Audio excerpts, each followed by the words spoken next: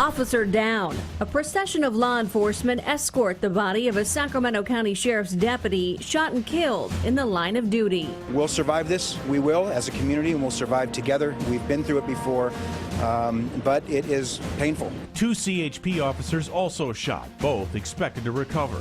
3 suspects are under arrest. It was pretty chaotic. It started with a stolen vehicle, a high-speed chase, and a shootout at a Sacramento County motel. But we heard several shots.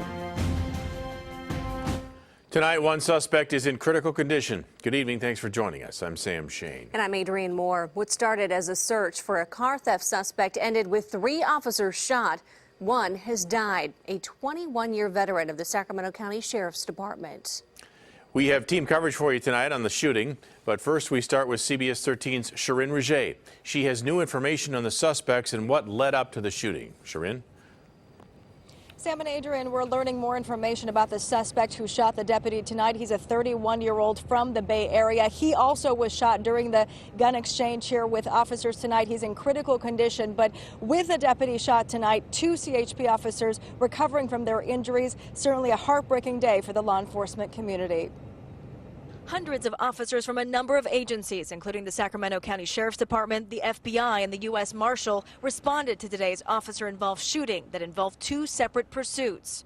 It happens very quickly, and there were several rounds fired, so it just shows you how chaotic and how quickly things happen. This all started after officers with the county's auto theft task force were investigating stolen vehicles at the Ramada Inn off Auburn Boulevard and Fulton Avenue just after 9:30 Wednesday morning, when they spotted 2 women getting into a stolen car. The 2 women on probation led officers on a chase on I-5 all the way to Elk Grove and were eventually taken into custody. Officers then went back to the Ramada Inn where the female suspects were staying, and while they were attempting a probation door knock, shots were fired from inside the motel room. And the suspect inside started firing shots through the front door and front wall where the officers were located. 2 CHP investigators were struck by the gunfire at that time and returned fire. Within seconds, the suspect then went to the back balcony with a high-powered rifle and exchanged gunfire with deputies who were stationed on the ground. That's when 52-year-old Sacramento County Sheriff's Deputy Robert French, a 21-year veteran of the department, was killed. We lost a deputy sheriff, but the entire community and all agencies lost a brother officer. And that's just something you don't come back from. The suspect who shot Deputy French is a 31-year-old from the Bay Area. After firing shots off the balcony of the motel, he jumped into a car and another chase ensued down Auburn Boulevard, and the suspect's car crashed near El Camino. More gunshots were exchanged. The suspect was struck and was taken into custody. Meanwhile, tactical teams and officers from multiple agencies surrounded the Ramada Inn, asking hotel guests to shelter in place. We don't know if there's suspects inside, whether they got handguns or more high-powered rifles. A frightening several hours for these officers and the community until finally the area was deemed safe with no outstanding suspects.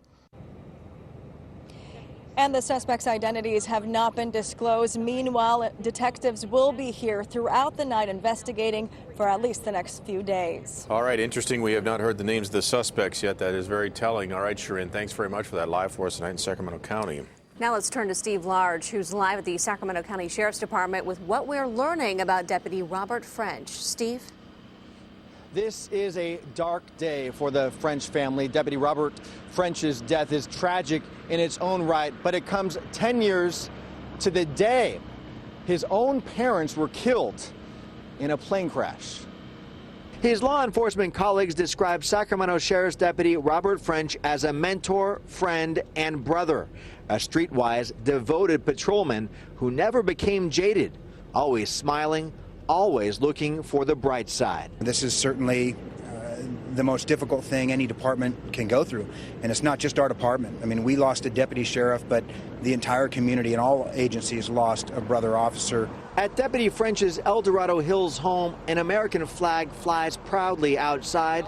Neighbors say his devotion to his community extended to his front yard as a do-it-yourself landscaper. Oh, I'm shocked. I never expect this to hit so close to home. The 52-year-old French leaves behind a live-in girlfriend, adult children, and grandchildren. He was hit by a high-powered weapon during a wild shootout with a gunman suspected in a stolen car case and died on the way to the hospital. We'll survive this. We will as a community, and we'll survive together. We've been through it before, but it is painful. Deputy French's death comes 10 years to the day his own parents died in a plane crash during takeoff at the Cameron Park Airport. We had to get him out quickly. Now, on the milestone anniversary, he lost his parents, his family, and this Sacramento community have lost Deputy Robert French. And Sheriff Scott Jones says that funeral arrangements are being made for Deputy French.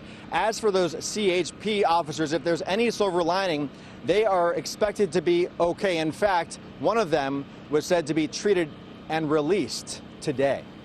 Boy, Steve, that's just a remarkable story. I mean, the fact that his parents died 10 years to the day when he dies, I mean, just uncanny, the timing of all this.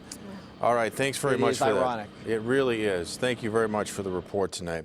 The suspect took police on a high-speed chase on El Camino near El Camino High School before it ended in dramatic fashion. That's where CBS 13's Drew Bolea is live at the scene with what one witness had to say. Drew. Well, El Camino is still shut down tonight just east of Watt Avenue all the way to Mission as police are still gathering evidence and cleaning up from that wild and chaotic scene. People in the area telling me they never expected something like this to happen in their backyard. As they watched, they worried, and the events unfolded.